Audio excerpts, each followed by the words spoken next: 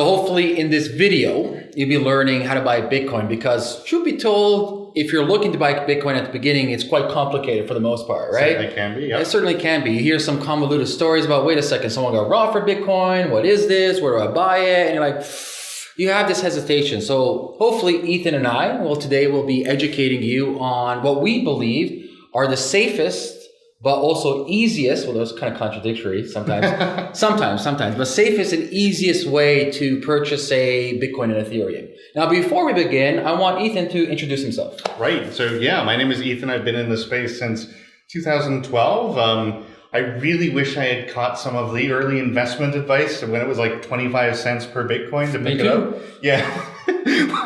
We all wish we were there. But yeah, so I've been in the space for a long time.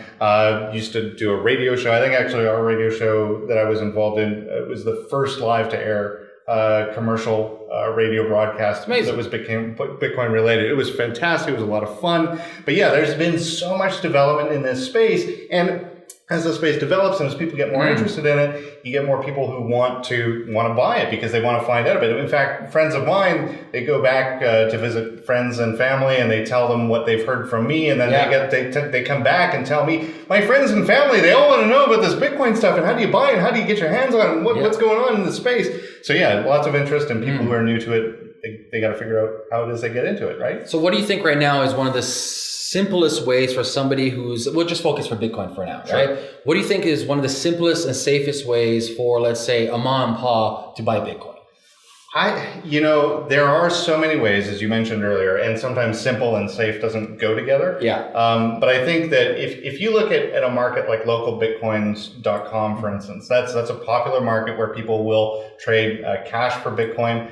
There are scams on there, for instance, right? So it's like the Kijiji for Bitcoin. That's right, exactly. Totally like Kijiji for Bitcoin. And you have to just like when you're buying a bicycle off of Kijiji that might be stolen or something, right? You really have to kind of keep in your mind that you're dealing with strangers. You have to look at ratings and past reviews of people. That's something that local Bitcoin actually incorporates into its system, which makes for a safer system. Is you totally can, if you want to, buy Bitcoin from the brand new user account who's got, Smith123 as its username.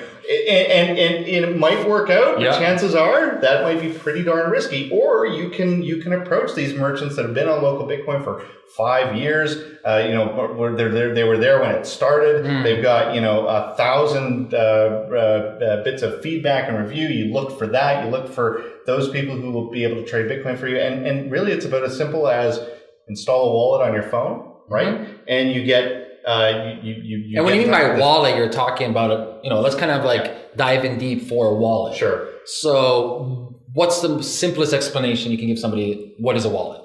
A wallet is a place where your Bitcoin addresses live, and your Bitcoin addresses are where your Bitcoin live. Okay. Right?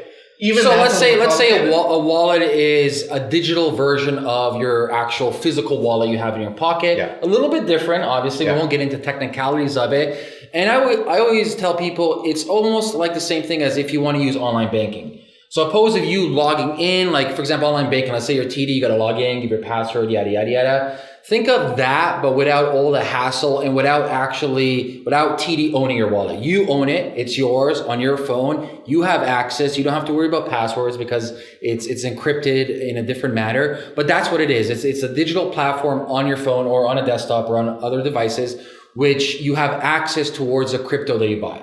Right, exactly. So you get something like this on your phone. Yes. And it's as simple as showing your address, your public address to somebody else. So you kind of open up your wallet for somebody else. So here, give me money. Stuff cash in there. That's right. And it's pretty much that simple, right? They'll send the people who you're buying from. If you meet them in person, they'll send money. They'll send Bitcoin to your wallet. You'll give them physical cash that you're more familiar with, right? And at that point, it's a simple exchange. That's it. So would you say local Bitcoins is a good start for some people? I would say it is. Okay. Yeah. I would say it's a good start because it's pretty straightforward. It doesn't take a lot to set up an account on local Bitcoins. It's pretty straightforward. So let's kind of summarize. So before you get to local Bitcoin, you need to get yourself a Bitcoin wallet. That's right. Do you recommend any wallets? I mean, there's so many There's good so many, wallets yeah. out there. I mean, my favorite is the Jax wallet. I Jack's a love the good Jax multi-currency, wallet. yeah. It's a good multi-currency wallet. I think if you're looking for something a little bit more basic, you'd probably go with the blockchain.info wallet. Or bread. Or bread wallet. That's Worst name ever. Bread.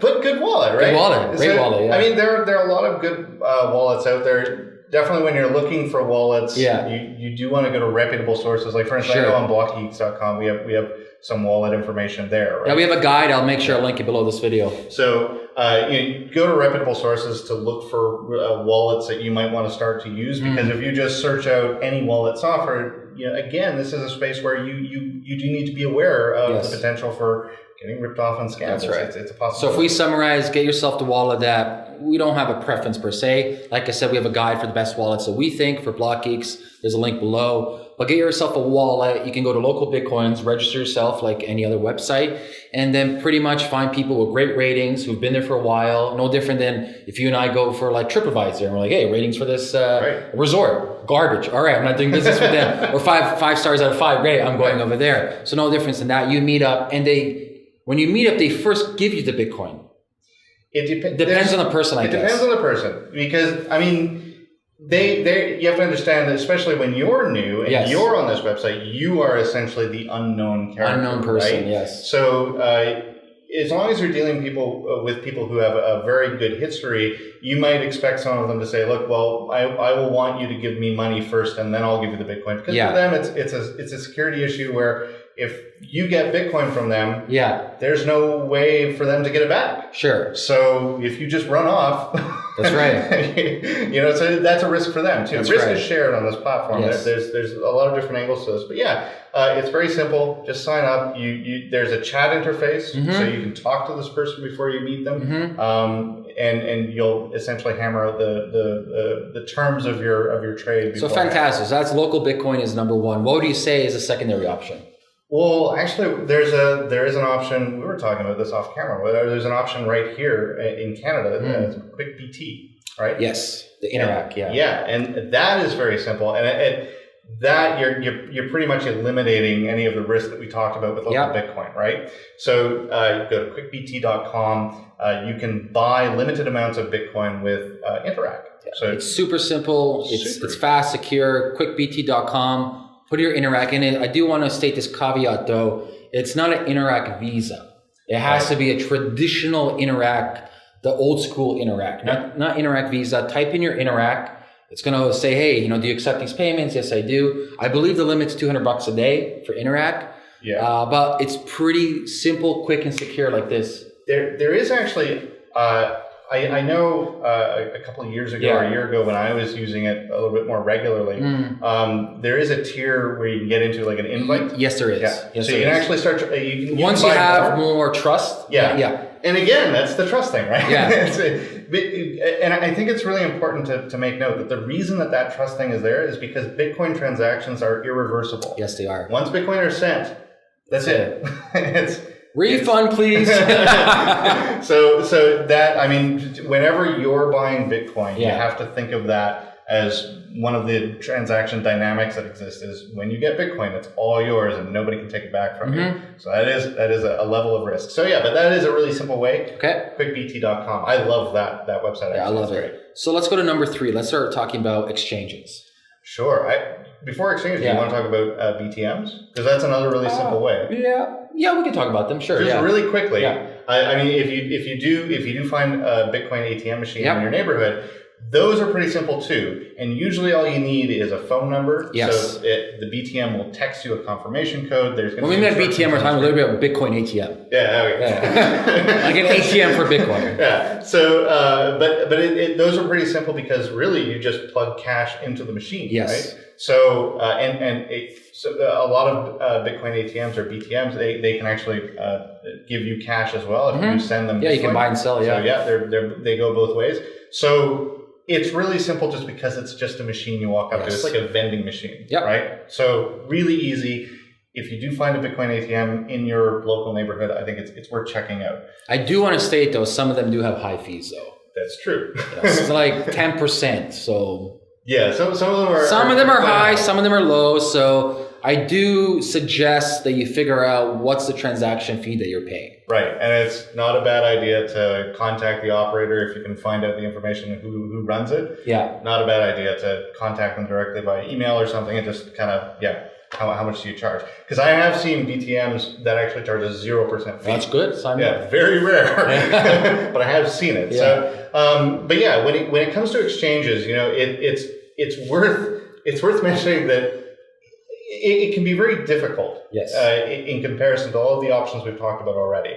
Right? Yeah. So we've gone from barrier of entry from 0 and incrementally getting harder. Sure. So local Bitcoin's pretty 0, and we'll explain to you in a second why. And then we went to Quick BT, it's pretty 0, just your Interact card, and then BTM, where you physically have to go there. Sure. So now we're getting to exchanges, which you have to go through a process, a waiting period, approval period, a KYC system, and based on exchanges. And this is really determined on where you live.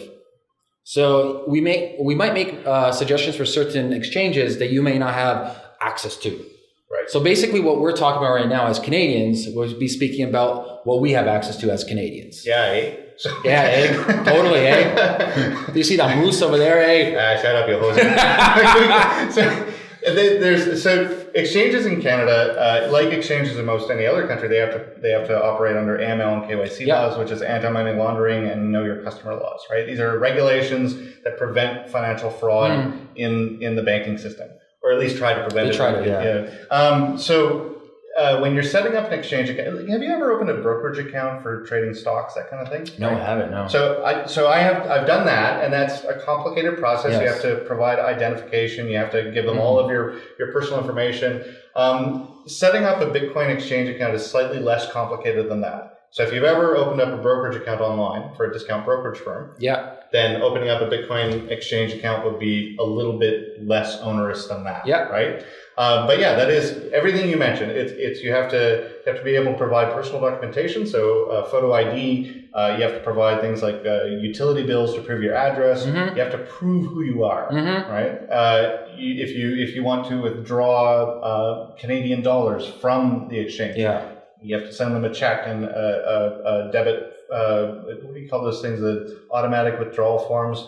Oh, direct deposit. Yeah, direct deposit form. Right, exactly. So you have to provide things like that. When you're opening up an exchange account, that's what you have to keep in mind, is you're going to have to provide a lot of information about who you are. Yeah. Because you are opening up a regulated account in a regulated sort of industry. Because basically what you're doing is you're connecting your bank account to the bank account that represents the exchange. So based on that, you have to go through the processes of making sure that you're not money laundering. Right. So they're going to ask you for verification, whether it's birth certificate, driver's license, or passport. They'll ask you for a utility bill to prove that you're living somewhere. Yeah. You're going to have to scan all these documents up to their platform. It's going to take them sometimes 2 days, sometimes a week. I've heard sometimes 2 weeks, depending on. Don't even be surprised if this lasts. When Bitcoin especially gets overheated and lots of people get interested in it, exchanges suffer massive amounts of traffic. Those backlogs I've seen as long as a month. Wow. Not typical, right? But I've seen it get that bad. So, I mean, that's something you want to keep in mind too, is there is a review period, just like you said. And also, don't be surprised if exchanges ask you even for a picture of you holding your identification. For Kraken, I had. Kraken's like that.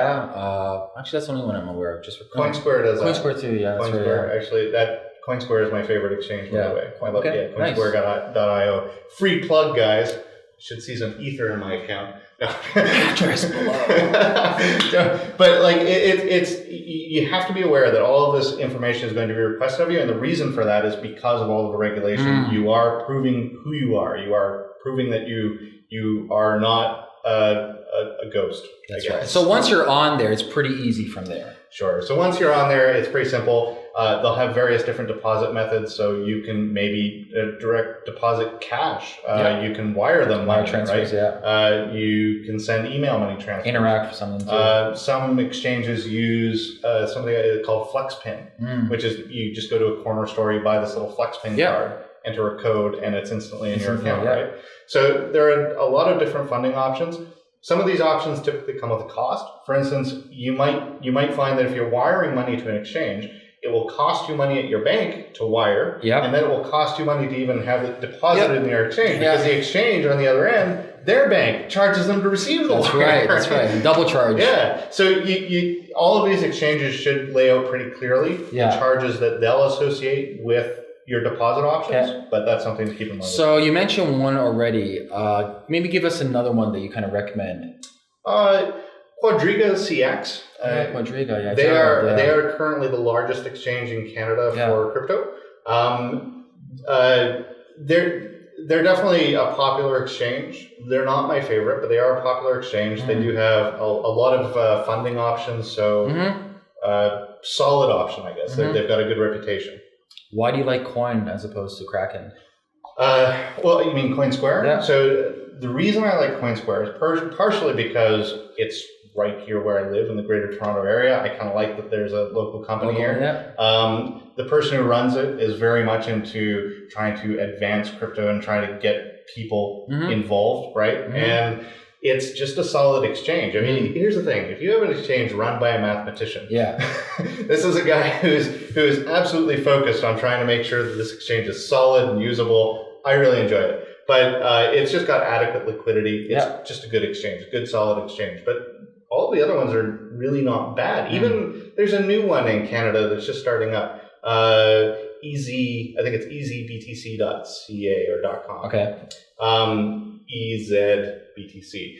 And they're a neat exchange. They've got a lot of different deposit options, but very new, so the liquidity is very low. And if you're buying Bitcoin on an exchange, you really want to go where the liquidity is, because you're going to get the best market price. So let's recap everything. Number one, from the beginning, we got local Bitcoins. Number two, we got Quick BT for Interact. Number three is Bitcoin ATMs. And finally, number four is the exchanges. Right. So there you have it. That's our summary of how to buy Bitcoin. And what we mean by how to buy Bitcoin, this is also applicable to many other currencies as well. Sure. You have Ethereum as well, at least the big ones, the ones with market caps of at least more than $100 million, right? What I recommend for you is don't just take our word for granted. Do your own research.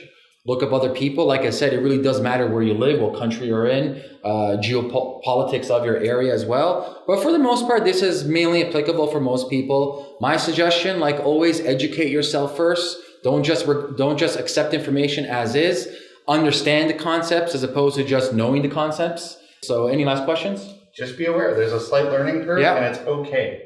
It's okay. Everybody I've spoken to has had some difficulty easing into the space. Of course. Because it's new. So don't be intimidated by a learning curve. It's just going to be there for you. Beautiful. Well, thank you, Ethan. Thanks a bunch.